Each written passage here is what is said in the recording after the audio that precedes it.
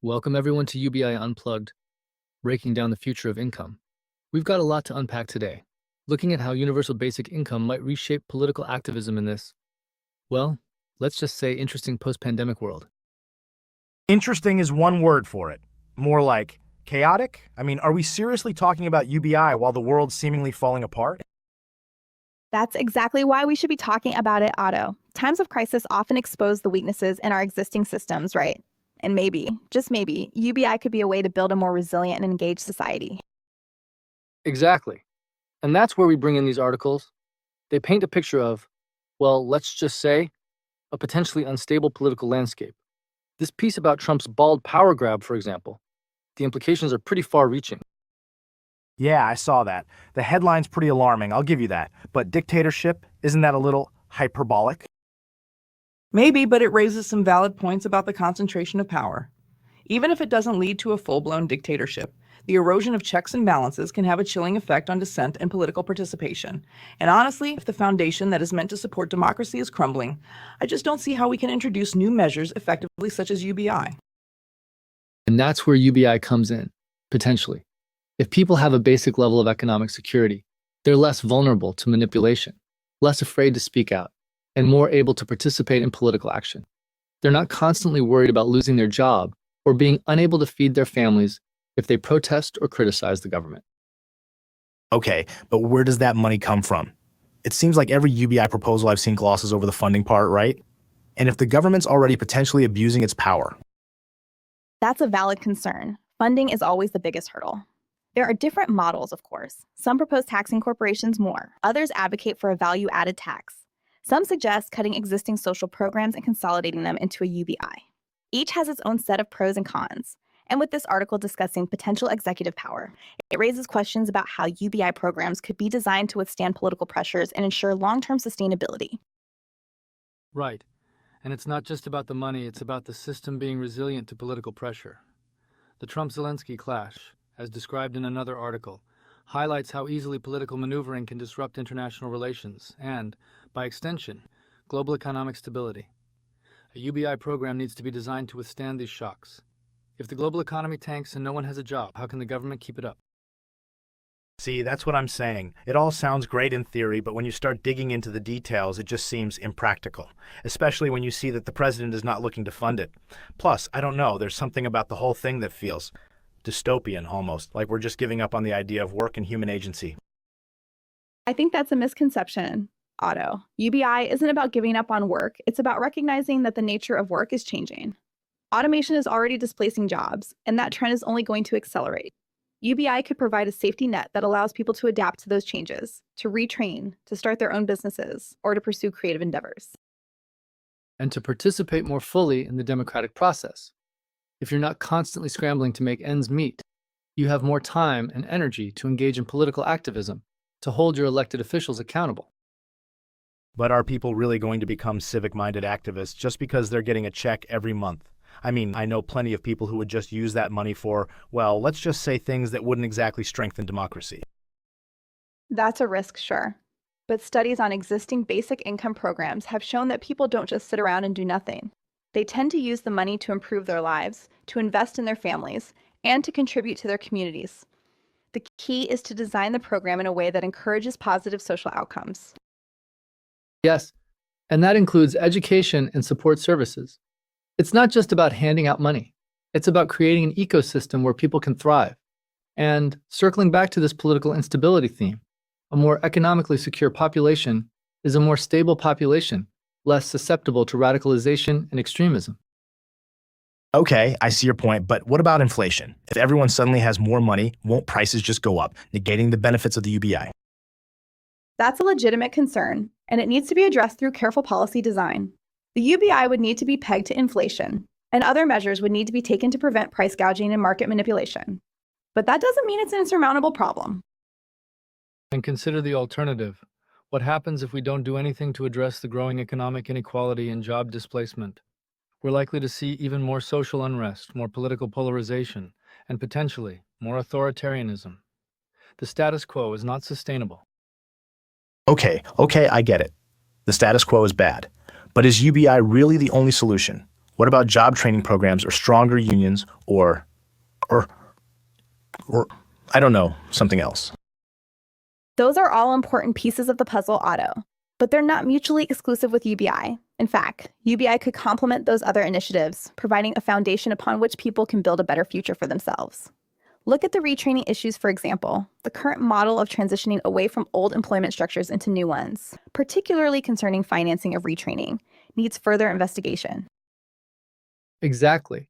And UBI isn't just about economics, it's about human dignity. It's about recognizing that every human being has inherent worth and deserves a basic level of security. It's about creating a society where people are free to pursue their passions, to contribute to their communities, and to participate fully in the democratic process. If basic needs are covered, who knows what someone can do? All right. You're starting to convince me a little, but I still have reservations. And I still think the funding issue is a huge problem. I just think there's a lot of work to do. Absolutely. UBI is not a silver bullet, and it's not a one-size-fits-all solution. It requires careful planning, rigorous evaluation, and ongoing adjustments. But I think it's a conversation we need to be having, especially in light of these challenges to democracy and economic stability. And it's a conversation that needs to involve everyone, not just economists and policymakers. We need to hear from the people who would be directly affected by UBI to understand their needs and concerns, and to design a program that truly works for them. We need to consider issues such as those that may impact the global market, that may destabilize economic growth. Okay, but you're talking about a major overhaul of society. I just don't know if something like that is truly possible. Well, what's the alternative, Otto? Stand by and watch as inequality widens, democracy erodes, and people fall further and further behind? If Trump's presidency has proven anything, it is that complacency carries consequences. Exactly. I mean, even this whole situation with Elon Musk and Doge. This article mentions Doge access to U.S. intelligence secrets and poses a national security threat. It's not directly related to UBI, but it highlights the dangers of unchecked power and the need for greater transparency and accountability. Yeah, that Musk thing is weird. What's that all about? It speaks to a larger trend of private interests wielding increasing influence over government policy. It's something we need to be very wary of, especially when we're talking about something as fundamental as economic security. Right. Which brings us back to UBI. We need to make sure that any UBI program is designed in a way that is resistant to corporate capture and political manipulation. It needs to be truly universal, truly unconditional, and truly empowering. Empowering, I still think that's a bit of a stretch. But I'm willing to keep an open mind, especially if we start talking about practical ways to pay for it. Agreed. The devil is in the details. And we need to be having a serious conversation about those details if we want UBI to be a viable solution for the future. Absolutely. It's about more than just giving people money. It's about building a more just, more equitable, and more democratic society. All right. Maybe there's something to this UBI thing after all. Maybe. But there's a lot of analysis that needs to be done before this is introduced in any part of the world. Before we close, I want to bring up one more thing from these articles. This bit about Trump potentially defying court orders. That's terrifying. If the government isn't willing to abide by the rule of law, what hope is there for anything? Yeah, that's a pretty big red flag. It underscores the importance of strong institutions and independent judiciaries, and it highlights the need for citizens to be vigilant in defending their rights and holding their leaders accountable. Which, again, brings us back to UBI. An economically secure and politically engaged citizenry is the best defense against authoritarianism. It's not a guarantee, but it's a start. So, UBI, not a magic bullet, but maybe a useful tool in the fight for democracy. Potentially, with the right policies and enough thought put into place, this can be a step in the right direction. Exactly. A tool that empowers individuals, strengthens communities, and helps to build a more resilient and just society. It's a long road, but it's a road worth traveling. All right. Well, I'm still not entirely convinced, but I'm willing to keep listening. That's all we can ask for, Otto. Thanks, everyone, for joining us on UBI Unplugged. And thanks for the insight. Looking forward to next time. See you next time. Yeah. See ya. I think it's relevant to bring up the point about the federal workers getting new emails demanding their accomplishments, and the fact that Trump signed an order designating English as the official language of the US. How can we reconcile this with UBS? How can we reconcile this with UBI, considering we are trying to help AL demographics and sectors of society thrive? I think those policies run counter to the ethos of UBI, which is about inclusivity and opportunity for everyone. Language policies can create barriers to access and participation, particularly for immigrant communities, and performance-based evaluations, while seemingly objective, can be biased against certain groups or individuals. Yeah, it sounds like they are putting up gates to prevent the implementation of future projects. I feel like they are laying the foundation to go against it at every step. Exactly.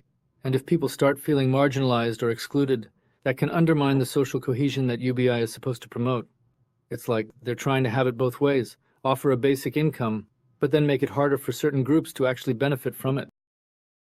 Yeah, if UBI is implemented in conjunction with other policies that are discriminatory or exclusionary, it's going to be less effective. It could even exacerbate existing inequalities. It all needs to be part of a holistic approach to social and economic justice. So, UBI with strings attached, basically. Exactly. We need to be vigilant in ensuring that UBI is implemented in a way that is truly universal and unconditional, and that it's accompanied by other policies that promote equality and opportunity for all. If UBI is implemented along with other rules that promote inequality, that would be counterproductive. And it's not just about policy, it's about culture. We need to create a society where everyone feels valued and respected, regardless of their background or their language or their job status. UBI can be a tool for promoting that kind of culture, but it's not a substitute for it. So, it's not just about money, it's about feelings. It's about human dignity, Otto. It's about recognizing that every person has inherent worth and deserves to be treated with respect. And that's something that no amount of money can buy, but it can certainly help to foster. That's true. I'm still worried about the practical implications. Like I said, we must remain vigilant. This has been really interesting. Thank you both. Thank you. This was a great conversation. Thank you as well. See everyone next time. Before we officially close off, can we touch on the point that was made about Elon Musk's Doge project, particularly concerns about government efficiency and the portrayal of Trump as a strongman? Because I think these are really important issues that we need to briefly cover.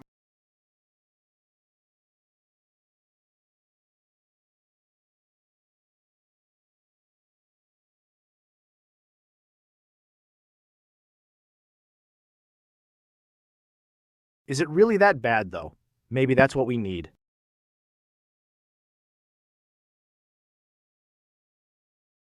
That's right. We will definitely have to examine this in more detail in the future. All right. This has been really enlightening. We can't wait to discuss it in the next episode. Till then. Bye. Bye, everyone.